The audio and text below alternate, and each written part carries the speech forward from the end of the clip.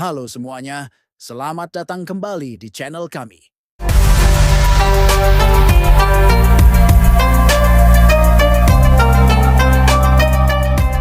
Hari ini kita akan memulai sebuah perjalanan epik melintasi waktu, menyingkap salah satu sejarah paling menakjubkan di Nusantara.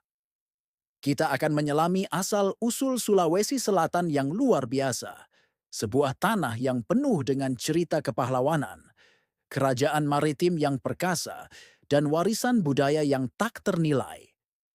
Jadi, siapkan diri Anda, karena kita akan mengungkap rahasia yang tersembunyi selama berabad-abad. Sebelum kita membahas kerajaan-kerajaan besar, mari kita mundur jauh ke masa prasejarah.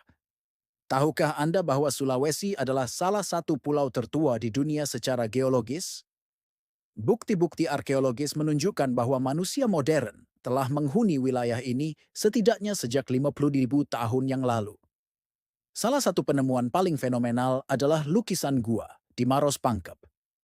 Lukisan-lukisan ini, yang diperkirakan berusia lebih dari 45.000 tahun, adalah salah satu seni cadas tertua di dunia, bahkan lebih tua dari yang ditemukan di Eropa.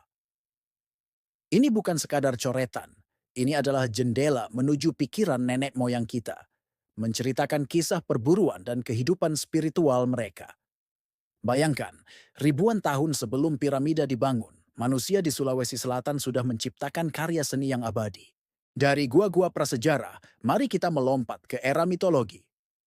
Setiap budaya besar memiliki kisah penciptaannya sendiri, dan Sulawesi Selatan tidak terkecuali.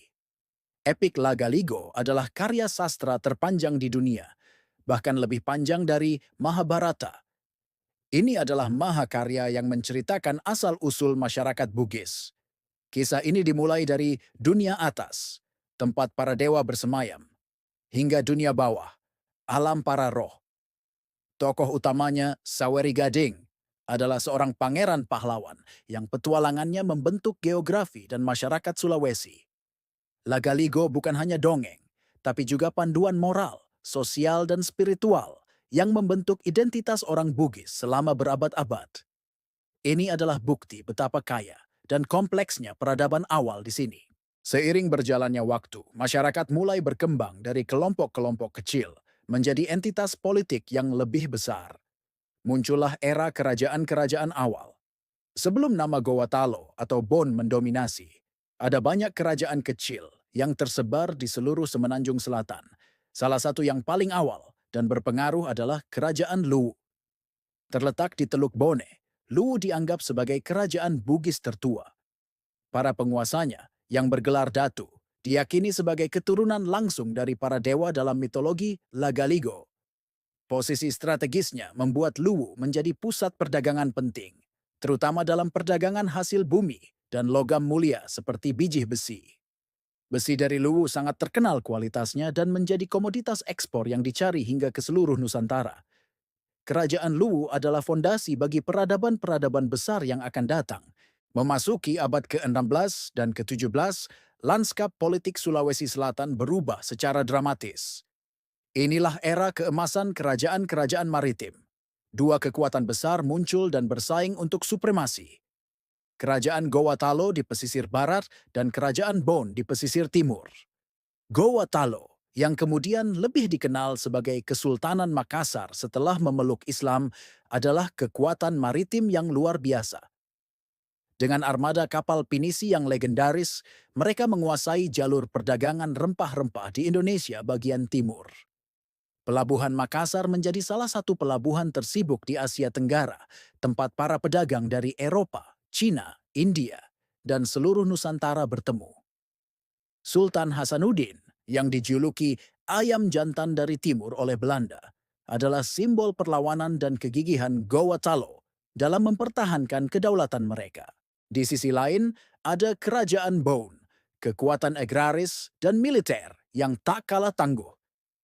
Sejarah Bon diwarnai oleh kepemimpinan yang kuat dan semangat juang yang tinggi. Salah satu tokoh paling ikonik adalah Arung Palaka.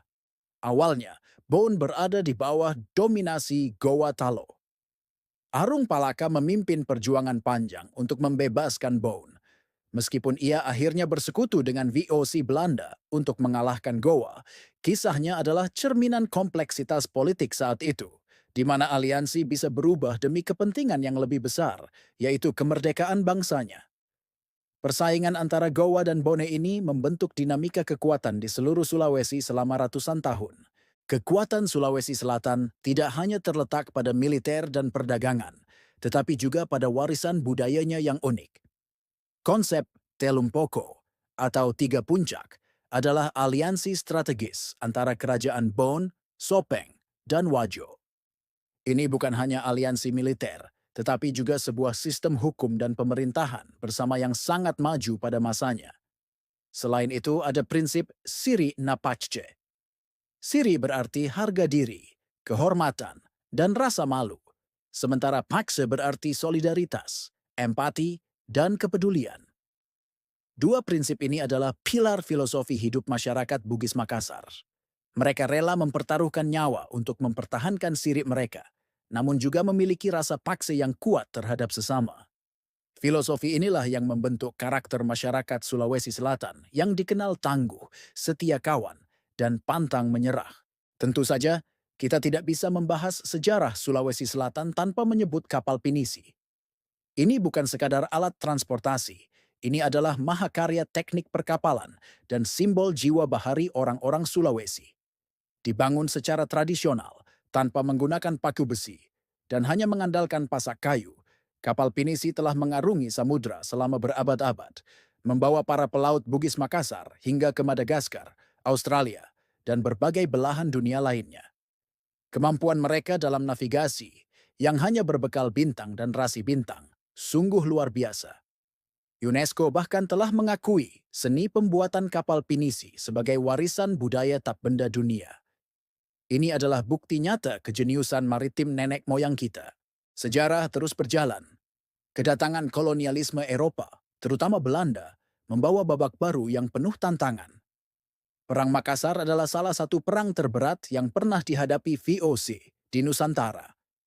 Meskipun Gowa Talo akhirnya takluk, semangat perlawanan tidak pernah padam. Perjuangan terus berlanjut dalam berbagai bentuk hingga akhirnya Indonesia merdeka. Para pahlawan dari Sulawesi Selatan seperti Sultan Hasanuddin, Arung Palaka, hingga para pejuang kemerdekaan modern telah menyumbangkan darah dan keringat mereka untuk tanah air. Mereka adalah bagian tak terpisahkan dari narasi besar bangsa Indonesia. Jadi, dari lukisan gua purba hingga kerajaan maritim yang perkasa, dari epik Lagaligo hingga kapal pinisi yang megah, sejarah Sulawesi Selatan adalah mozaik yang sangat kaya dan berwarna. Ini adalah kisah tentang inovasi, keberanian, seni, dan filosofi hidup yang mendalam. Sejarah ini mengajarkan kita tentang bagaimana sebuah peradaban bisa tumbuh begitu kuat di persimpangan jalur perdagangan dunia, sambil tetap memegang teguh identitas dan budayanya. Masih banyak lagi cerita yang belum terungkap, dan setiap penemuan baru akan terus menambah kekaguman kita pada tanah yang luar biasa ini. Terima kasih banyak sudah menonton video ini sampai akhir. Semoga perjalanan kita hari ini bisa memberikan wawasan baru dan membuat kita semakin bangga dengan kekayaan sejarah Nusantara. Apa bagian favorit Anda dari sejarah Sulawesi Selatan? Tulis di kolom komentar ya. Jangan lupa untuk like, share, dan subscribe channel kami agar tidak ketinggalan petualangan sejarah berikutnya. Sampai jumpa di video selanjutnya.